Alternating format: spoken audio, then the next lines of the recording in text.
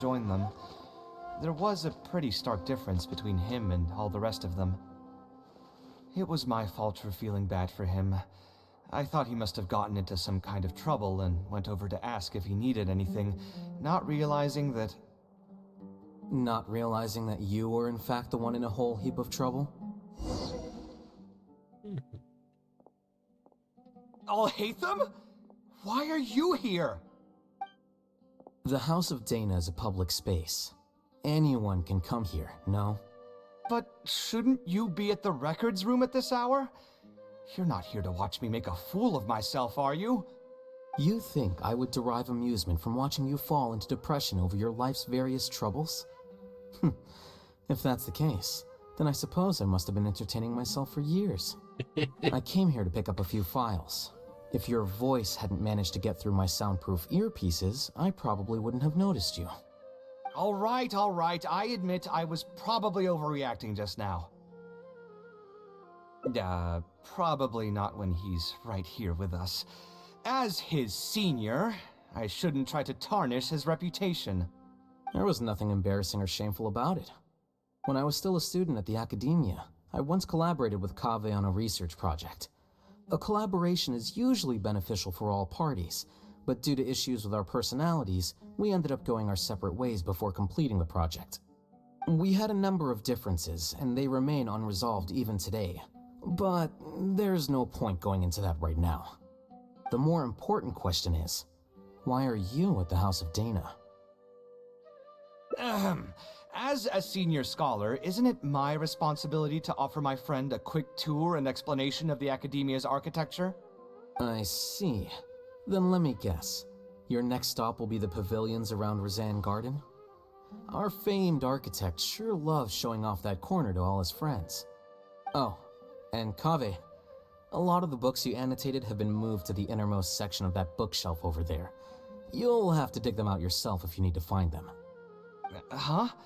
But why would you know that?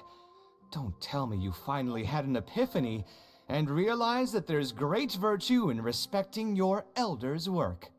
Sure, if that will give you some self-confidence.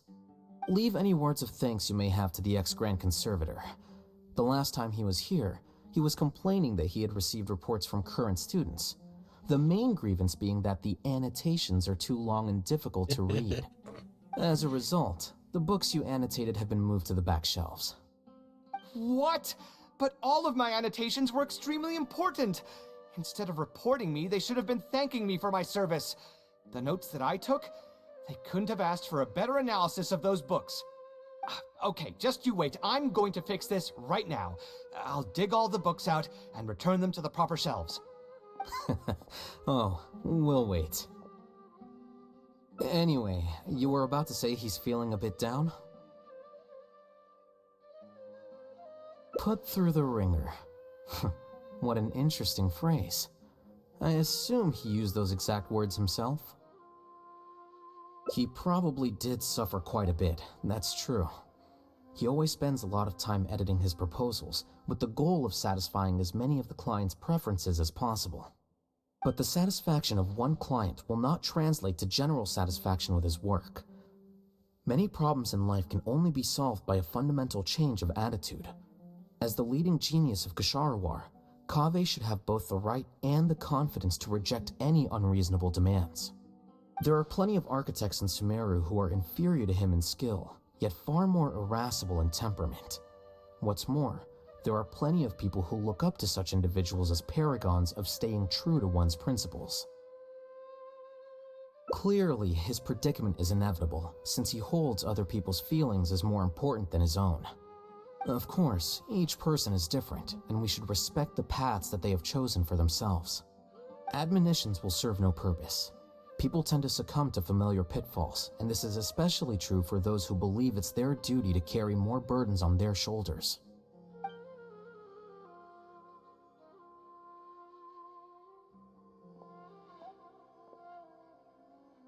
Looks like you were having an enjoyable chat while I was gone. Were you talking about me by any chance? What do you think? Yeah. Yep. What else is there to talk about? Surely no one would be interested in talking about the files that you were browsing through earlier. Anyway, you should take a look at this. Look at this comment on page 82. Dear Kaveh, thank you so much for annotating this book in such detail. It was a great help to me. See that? Now that's how a student should treat their seniors. And it looks like you're already in a much better mood now. It really doesn't take much to make you happy, huh? Me happy? I'm mocking that retired blockhead for being so full of himself. He understands nothing about the true beauty of architecture. When I can find some time, I'll have a serious talk with him about making sure these books are put where they belong. Why don't you just move all the books yourself? It's not like he hasn't cursed you out before. What was that nickname he gave you while you were in the academia? The Urchin of Kasharwar? Kaveh had a habit of scribbling and writing in all kinds of books. Hey! You didn't need to bring that up. At least not when I'm still standing here. Oh, actually, I also found a really old sketch in one of the books over there. See? Doesn't it remind you of something?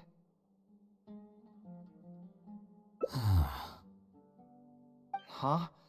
Don't tell me even you don't get it. Don't ask me.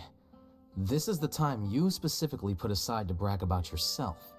Feel free to hoard all the spotlight you want. You... In that case, allow me to explain. Although this sketch is a little abstract, you can plainly see from the road plans that this was an original concept for the expansion of Port Ormos. We can also plainly see that the designer was a huge fan of this project. It's the project he loves to talk about the most, second to the Palace of Alcazarzaray. If I don't keep bringing up the neat projects that I've done, how would anyone know that I was the one who did them in the first place? There shouldn't be any complaints about Port Ormos. If I remember correctly, the construction process was very smooth, everything was made ready ahead of time, and there were very few safety concerns. There are indeed no records of any complaints about this project. A most impressive achievement. See? What did I tell you? Come on, let's take a stroll through Port Ormos next. I'll tell you all about the designs I made for the place. No need. It's almost time to clock out for the day, and I don't intend on bringing any unfinished work home. Suit yourself. It's not like you know how to appreciate artistry anyway. Let's go, traveler. I'll take you to Port Ormos.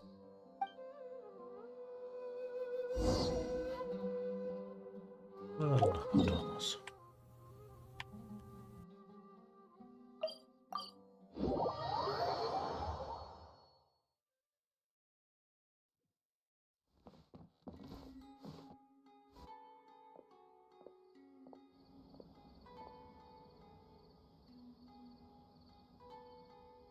Port Ormos. No, I didn't design any one specific building. Most of my work here concerned structural renovation. Port Ormos had already existed since I was still a young child. It wasn't as large as it is now, though. It only came to its current size after a sizable expansion. I was part of that project. The arch bridge over there, for example, that was one of my designs. When I was first tasked with the project, I decided to reference the growth patterns of nearby trees to split Port Ormos into 2 levels. My goal was to improve the overall utilization of space. We ran into a lot of issues during construction, but thankfully, we were still able to achieve the original vision. Residents can now behold all the ships entering and leaving the harbor from the vantage point of the bridge, while visitors can recognize the site of Port Ormos from a long ways away. I was still young and new to the trade back then. I could hardly believe that an idea in my head could become reality and remain in the world for many years to come. The true cornerstone of the creative process. The point about the design that will be ultimately used to judge its true worth. It was the first time that it became crystal clear in my mind. Once built, a building will continue to stand. Countless people will see it, and countless more will step inside it. Its final worth, whether it's good or bad, will be assessed by the countless generations of people that interact with the building during their lives.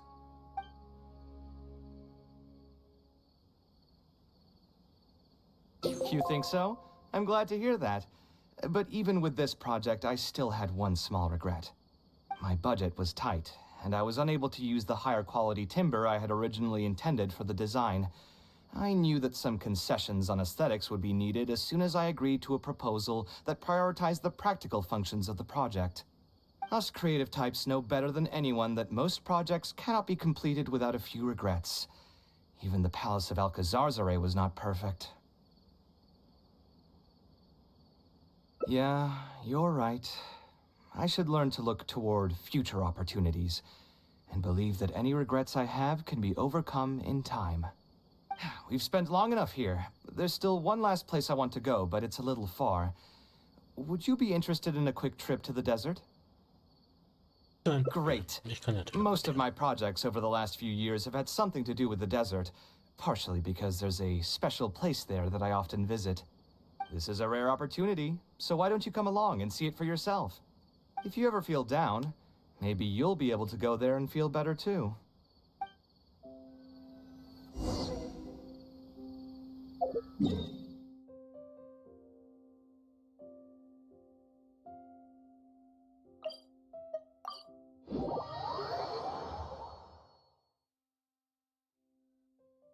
Who would have thought that so many primal constructs could have congregated here while I was gone? We won't be able to sit and talk peacefully with these guys around. Let's clear the area.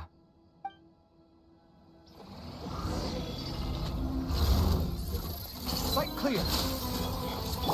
Shower me with praise! Let my name echo! Stop that! Go, Lumi! Yeah! Ah!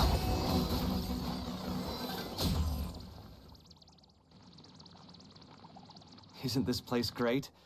I often come here to clear my mind when I'm dealing with a difficult situation. You know what I mean. Everyone finds themselves in frustrating situations once in a while. Just take me as an example. My family life got shaken up quite a bit when I was young. I struggled in school, and I got into a huge pile of debt building the Palace of Alcazarzare.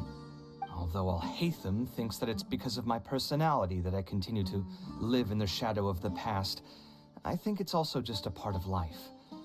Plus, if I look back, I've honestly had my fair share of good luck as well. You could probably say I've followed in the path of my mother. Like her, I've gained a name for myself as an architect, built something that's seen as my magnum opus, and found many projects that others have entrusted to me to finish. Life is too boring when you live with no enthusiasm and passion. Only those who believe in the inherent meaning of it can capture the small nuances of everyday life and turn them into inspiration for beautiful designs. Of course, I will concede that loving something also means taking it to heart. So to an extent, caring is also a source of pain. If I didn't love my work, I wouldn't be so torn up about it all the time. But still, isn't this place beautiful?